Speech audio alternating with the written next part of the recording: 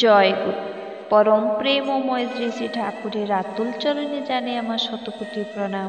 শ্রী শ্রী বর্মার চরণে জানাই আমার শতকোটি প্রণাম। শ্রী শ্রী বদ্দার চরণে জানাই আমার শতকোটি প্রণাম। আপনাদের প্রতি প্রত্যেককে জানাই আমার আনন্দিত জয় গুরু। আজ ইষ্ট প্রসঙ্গে যে বিষয়টি আপনাদের সঙ্গে শেয়ার করব সেটি হলো, স্বভাব যেমনই হোক ইষ্টনিষ্ঠ হবে কিভাবে, এবং ইষ্টনিষ্ঠার একটা মস্ত বড় পরখ। এই প্রসঙ্গটি আপনাদের সঙ্গে শেয়ার করব। ভিডিওটি অবশ্যই শেষ অবধি শুনবেন এবং ভালো লাগলে অবশ্যই একটি লাইক করবেন। কথা প্রসঙ্গে শ্রী শ্রী ঠাকুর বললেন, তোমার স্বভাব যেমনতরই হোক না কেন তুমি তাই নিয়েই ইষ্টনিষ্ঠ হও, আর সেই নিষ্ঠা যেন অচ্যুত হয়। আর সব সময় উদ্দীপ্ত অন্তঃকরণে ওই তোমার স্বভাব, তা খারাপই হোক আর ভালোই হোক, তা দিয়ে যাতে তোমার ইষ্টকে সুদীপ্ত করে রাখতে পারো, সুতৃপ্ত করে রাখতে পারো, তা করতে এতটুকু পিছপা হইও না। তা তোমার স্বভাব সম্পদ যাই হোক না কেন,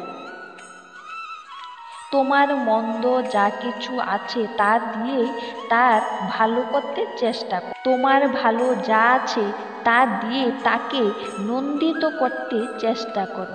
এক কথায় তুমি তোমার যা কিছু সব দিয়েই যাতে ইষ্টতৃপ্তকৃত ও ইষ্ট কর্মকৃত হয়ে চলতে পারো তাই করো। এই তপস্যা আলস্য ও ত্রন্দায় প্রশ্রয় দিও না। সঙ্গে সঙ্গে আর সবাই যাতে তৃপ্ত হয়ে ওঠে সেই দিকেও নজর রেখো।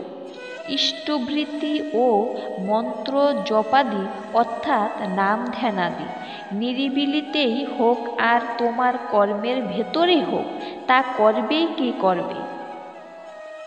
আর ইষ্টভরণ ও ইষ্টকরণকে তোমার মূল জীবনধারা ধরে নিও।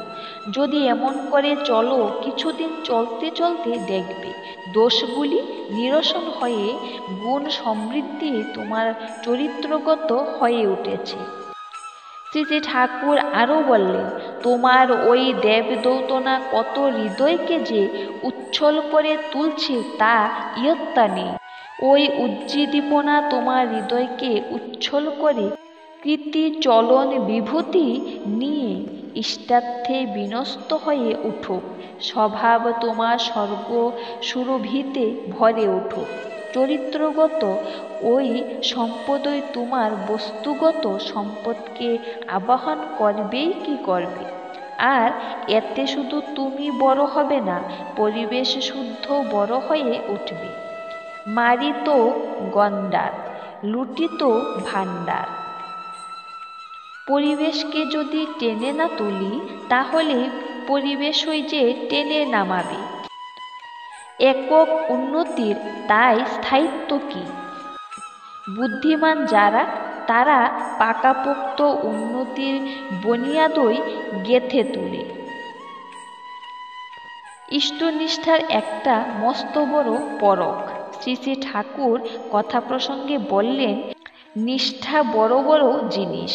আদর্শে ইষ্টের প্রয়োজনে দুঃখ কষ্ট কতটা হাসি মুখে সইতে পারে, তাতেও মন কতখানি অক্ষত থাকে, সেইটি হলো নিষ্ঠার একটা মস্ত বড় পরখ।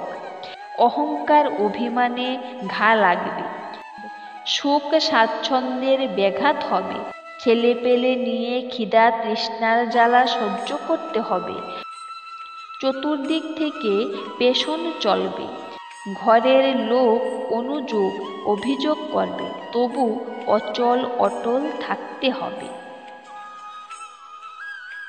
এই ছিল আজকের নিবেদন। আবারও পরমপিতার আতুল চরণে আপনাদের প্রতি প্রত্যেকের মঙ্গল কামনা করে ইষ্ট প্রসঙ্গ এখানে শেষ করছি। ভুল ত্রুটি হলে ক্ষমা করবেন। জয় গুরু।